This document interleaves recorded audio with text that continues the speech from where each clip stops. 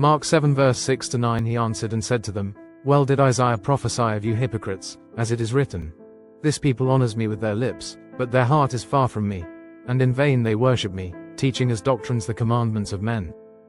For laying aside the commandment of God, you hold the tradition of men, the washing of pitchers and cups, and many other such things you do. He said to them, All too well you reject the commandment of God, that you may keep your tradition. In this verse Jesus was referring to man-made traditions such as pagan traditions that we as Christians follow but should not, as they are not biblical, as it is Valentine's Day. We as Christians should not even think about celebrating it, as the basis of this is on Roman and Greek mythology. Today we are talking about symbolism and the little so-called angel that shoots darts named Cupid. This was used to draw Christians to celebrate the festival of love. That little creature is none other than the god of love in Greek mythology named Eros. A Google AI overview is as follows. In Greek mythology, Eros is the god of love, passion, and fertility. He is also known as Cupid in Roman mythology.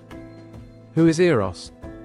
Eros is the son of Aphrodite, the goddess of love, beauty, and desire. He is often depicted with a bow and arrow. He is also associated with bees. He is the patron of homosexual love. In the myth of Eros and Psyche, Eros falls in love with Psyche, a mortal woman. Aphrodite orders Eros to make Psyche fall in love with something ugly, but he is distracted by her beauty and pricks himself. In archaic art, Eros is depicted as a beautiful winged youth. By the Hellenistic period, he was depicted as an infant. Greek works of art often depict Eros or Aphrodite riding on a fish. Eros and the word, erotic. The Romans' Cupid was the equivalent of Eros, and the word, erotic, comes from Eros. As you can clearly see, the symbolism used and is clearly stated as not biblical and totally based on pagan tradition. So my fellow Christian, as yourself this, do I honor God when I decide to follow earthly traditions and not choose to keep myself holy by rather rejecting these traditions?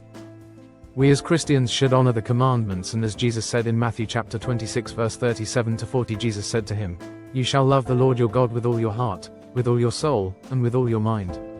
This is the first and great commandment. And the second is like it, you shall love your neighbor as yourself. On these two commandments hang all the law and the prophets.